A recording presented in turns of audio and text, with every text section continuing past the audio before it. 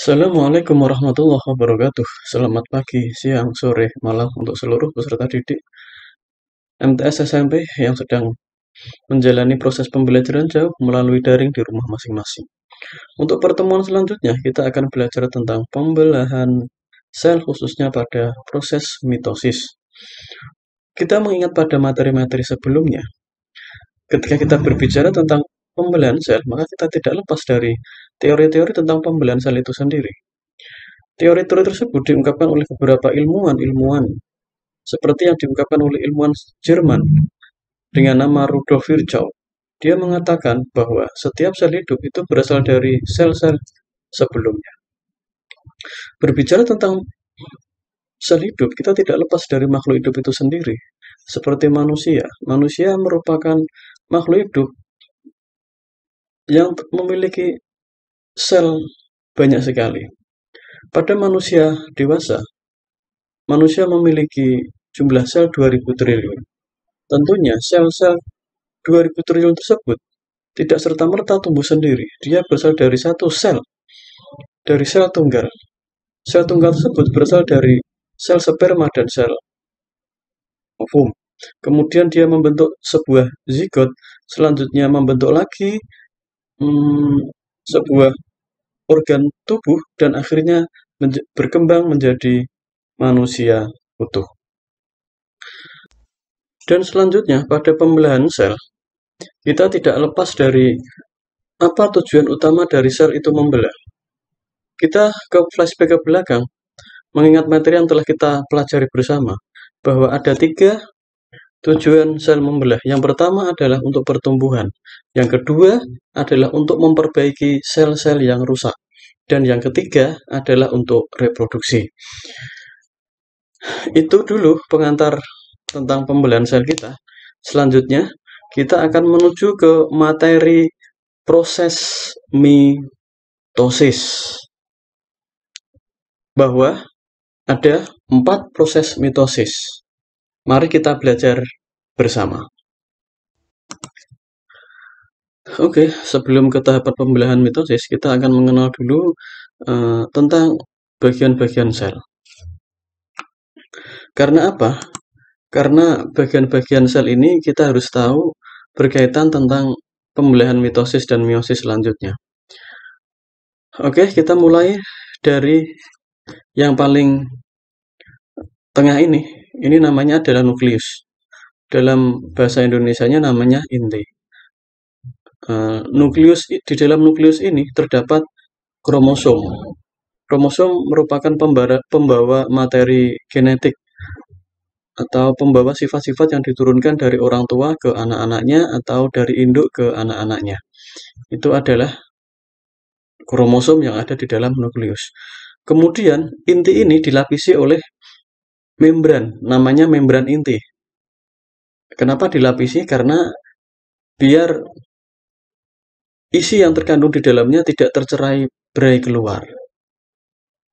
Selanjutnya lagi, kita menuju ke sitoplasma. Nah, ini ada sitoplasma.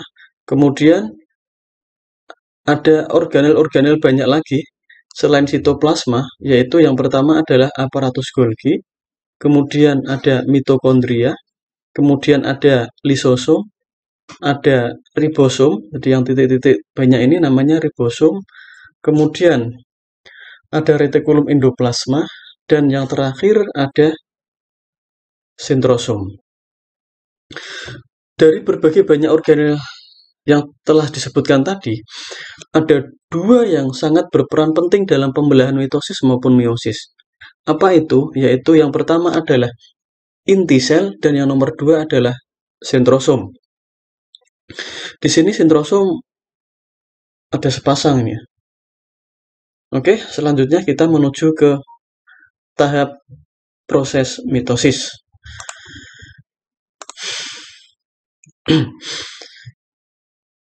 Ini adalah sel tadi ya. Ini yang putih namanya adalah inti tadi. Yang di dalamnya ada kromosom. Jadi yang biru ini adalah kromosom. Kita masuk ke tahapan pertama. Dalam tahapan pertama untuk mitosis, namanya adalah tahapan profase. Pada tahapan profase ada beberapa proses yang harus dipenuhi. Yang pertama adalah di dalam inti ini terdapat benang-benang kromosom yang memendek, namanya kromatid. Jadi benang-benang ini nanti memendek dan memadat. Setelah itu membran inti ini nanti akan rusak. Membran ini nanti akan rusak. Nah, kemudian membran inti mulai rusak menjadi bagian-bagian kecil. Ini sudah mulai rusak. Selanjutnya, yang ketiga, sentrosom yang telah saya jabarkan awal tadi, sentrosomnya baru satu. Sekarang sentrosomnya telah membelah menjadi dua. Di sini yang satunya di atas, yang satunya di bawah ini. Ini nanti akan menuju ke kutubnya masing-masing. Dan fase profase yang terakhir, setelah sentrosom membelah menjadi dua, maka disertai terbentuknya benang-benang spindle. Seperti ini ya. Seperti itu. Itu adalah tahapan pada proses profase.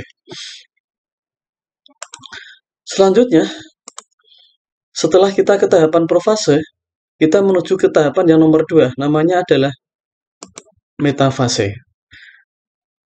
Pada tahapan metafase ini, kromosom yang semulanya memendek, ini akhirnya keluar dari membran inti, karena tadi pada tahap profase, membran intinya sudah rusak, dan akhirnya kromosomnya keluar, ditarik oleh benang-benang spindle.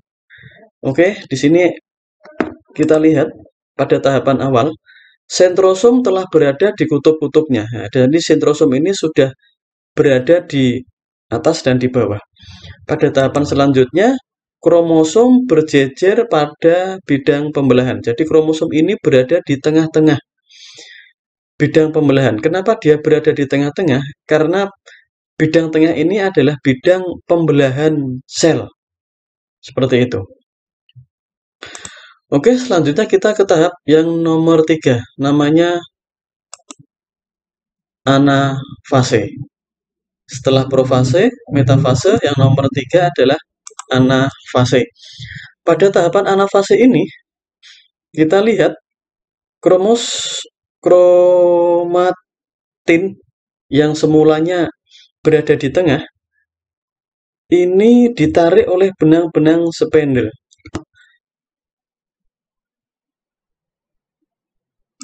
Nah, penjelasannya, kromatid memisah menuju ke kutub yang berlawanan. Jadi ini pada tahap anafase, kromatid telah memisah dan menuju kutub yang berlawanan. Pada tahapan yang terakhir, pada proses mitosis adalah telofase. Nah, ini adalah proses telofase. Di sini membran inti mulai bergabung.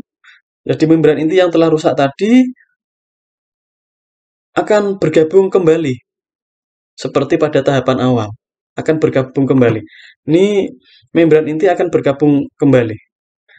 Kemudian terbentuk yang nomor 2 adalah kromosom mulai merenggang kembali. Yang tadinya adalah memadat, kemudian di sini adalah merenggang kembali. Dan pada proses yang terakhir di telofase adalah terbentuk cincin pembelah. Nah, seperti itu. Jadi yang semulanya adalah satu sel, dia pada proses mitosis akan menjadi 2 sel anakan. Seperti itu.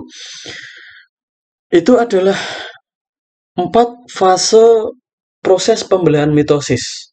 Yang pertama adalah profase, nomor 2 metafase, nomor 3 anafase, dan yang nomor 4 adalah telofase. dan biasa saya singkat namanya Promat Antelo. Seperti itu dulu pembelajaran kita kali ini tentang tahap-tahap proses pembelahan mitosis.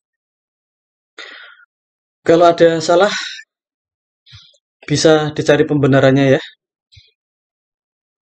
Dari saya cukup sekian. Wassalamualaikum warahmatullahi wabarakatuh.